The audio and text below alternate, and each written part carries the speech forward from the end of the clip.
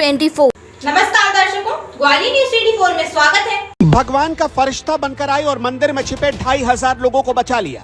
मोदी के good book की वो अधिकारी जिसने हिंदुओं को नया जीवन दान दिया। सैकड़ों बहनों की राखी बच गई, हजारों माओं की गोद सूनी होने से रह गई। एक कॉल पर आंधी की तरह आई, तूफान की तरह बचा ले गई। संकट मोचक अधिकारी की कहानी जिसकी चर्चा मोदी तक पहुंच चुकी है। इंसानियत के लिए लगा दी दांव पर जान, महिलाओं और बच्चों की लौटा दी मुस्कान। हरियाणा के नूह जिले में जब इंसानियत का दुश्मन बन चुका था, तब एक महिला अधिकारी जान पर खेलकर 2500 लोगों की जान बचा रही थी। वो अधिकारी बेखौफ होकर इंसानियत का फर्ज निभा रही थी। बताया जा रहा है कि माहौल में जब सब कुछ ठीक नहीं था, तब इस दौरान एक अधिकारी ने एक मंदिर में 2500 हिंदुओं का सफल रेस्क्यू किया। हरियाणा के गृह मंत्री अनिल विज और पुलिस प्रशासन के वरिष्ठ अधिकारियों को सूचना दी गई थी कि मंदिर में बड़ी संख्या में लोग फंसे। दंगाइयों की भीड़ कभी भी हमला बोल सकती है। एडीजीपी ममता सिंह की अगुवाई में सैकड़ों महिलाओं, बच्चों और पुरुषों को सुरक्षित निकाला गया। लेकिन ये पूरा ऑपरेशन चला कैसे और ममता सिंह ने कैसे दिलेरी दिखाई, अगले 2 मिनट में पूरी कहानी आपको बताने जा रहे हैं। नूह जिले में यात्रा के दौरान माहौल खराब हुआ। इसी दौरान नल्हड़ मंदिर में 2500 लोगों के फंसे होने की खबर आई। तभी लेडी सिंघम अतिरिक्त पुलिस महानिदेशक कानून व्यवस्था यानी कि एडीजीपी लॉ एंड ऑर्डर ममता सिंह की बहादुरी और दिलेरी दिखाई पड़ी। अब खुद हरियाणा के गृह मंत्री अनिल विज ने उनकी दिलेरी की सराहना करते हुए बताया कि एडीजी ममता सिंह ने ये काम कैसे किया। अनिल विज ने कहा कि मंदिर में जब बड़ी संख्या में लोगों को बंदी बना लिया गया था, यहाँ से निकलना काफी मुश्किल लग रहा था। मंदिर के अंदर से ही जिम्मेवार लोगों ने उनके पास गूगल लोकेशन भेजी।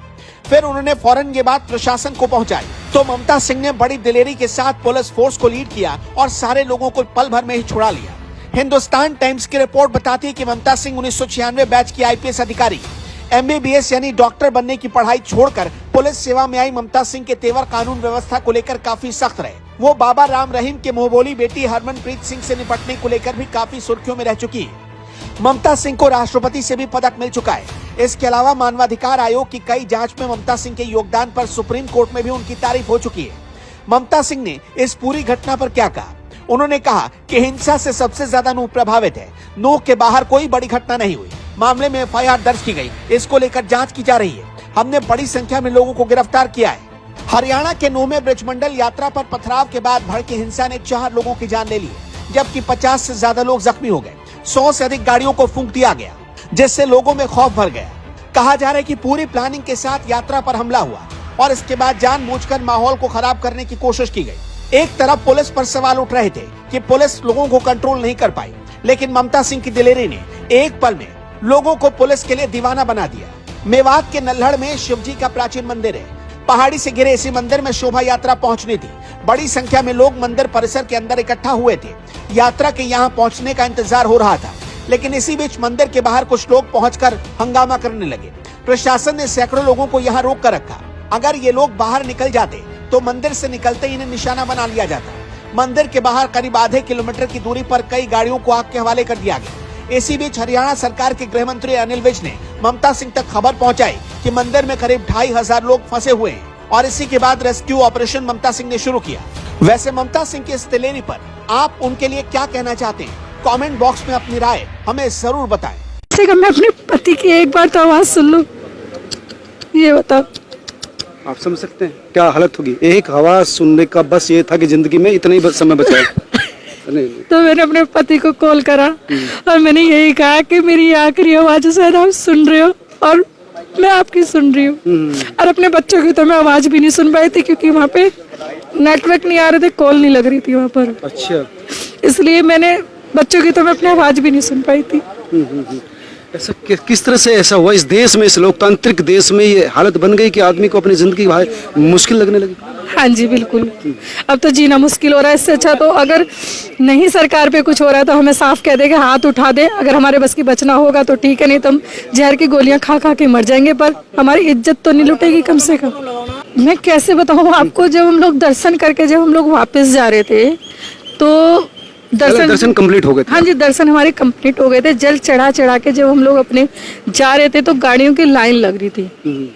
जब गाड़ियों की लाइन लग रही थी, जो गाड़ियां आगे थी, हमें अपनी गाड़ी का तो पता ही नहीं था, तो जो लोग हम लोग पैदल चल रहे थे अपनी गाड़ी को ढूंढने के लिए, तो जो गाड़ियां आगे थी उन गाड़ियों में एकदम से पथराव होने लगे और गाड़ियों में आग लगने लगी और ऊपर से आग लगने लगी कि लगा दी गई? आग मतलब कि लगती हुई आ रही थी ना आग, तो जैसे उनपे बम वगैरह जो भी उन्होंने फेंका तो आग जैसे लगी। पहले तो उन्होंने पथराव करा, फिर गोलीबारी करी, फिर एकदम से वो आग लगानी स्टार्ट कर दी। जब आग लगानी स्टार्ट करी तो कुछ गाड़ियों में महिलाएं थी, तो जब गाड़ी में आग लगी तो महिलाएं जैसे निकली तो किसी की इस तरीके से पकड़ के साड़ी खींच दी।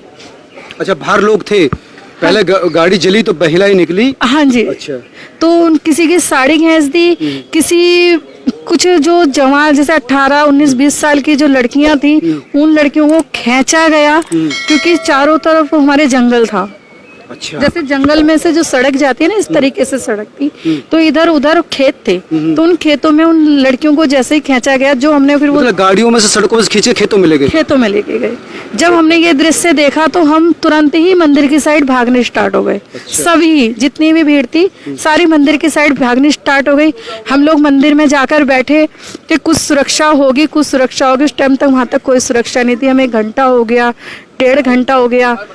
धीरे धीरे जैसे जैसे रात ढलती जा रही थी हमारे घबराहट बढ़ती जा रही थी।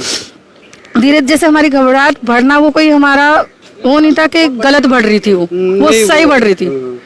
तो जब हमने देखा कि मंदिर का जो मेन गेट था वहां तक गाड़ियों में आग लग, जो 2-4 गाड़ियां बची हुई थी ना वो वहां तक आग लगाते हुए आ गए थे।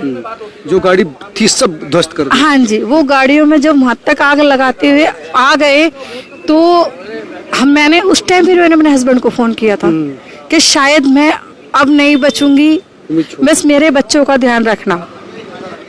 तो इतना कहने के बाद वो कह रहे कि क्या बात हो गई, तुम तो 12-1 बजे तक वापस लौटने वाले थे, तुम तो 4, 4:30, 5 बज रहे हैं। मैंने कहा जी कुछ उम्मीद नहीं है और मेरा शायद अब फोन भी ना लगे। तो ये कहकर मैंने जब फोन काटा तो वहाँ जो महिलाएं थी गिर गई, चक्कर खा खा के गिर रही थी, क्योंकि बिल्कुल बादल ऐसा हो गया था बिल्कुल काला धुएं से।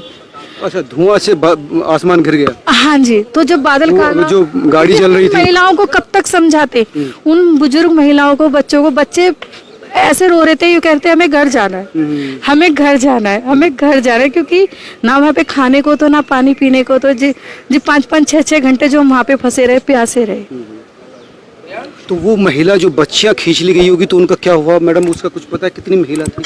जी मैं इस बारे में कुछ नहीं कह सकती कितनी महिलाएं थी, क्योंकि हमें अपनी जान बचानी मुश्किल हो रही थी, क्योंकि हम लोग खेत में से जैसे उन महिलाओं को खींचा गया तो हम लोग तुरंत भागकर मंदिर में घुस गए थे। उनका टारगेट कौन थे? मेन रूप से क्या टारगेट कर रहे थे वो? किन लोगों को टारगेट ज्यादा कर रहे थे? हिंदू भाइयों की गाड़ियां थी वहाँ पे। ज्यादातर आवाज भी आ रही थी कि जिन्होंने तिलक लगा रखा है उन्हें मार दो। अच्छा, ये कहा जा रहा था? हाँ जी, जिन्होंने भगवा पहन रखा है उन्हें मार दो, जिनके हाथ में कलामा है उन्हें मार दो। अच्छा, ये ऐलान हो रहा था? हाँ जी, आवाज आ रही थी। आज के लिए बस इतना ही।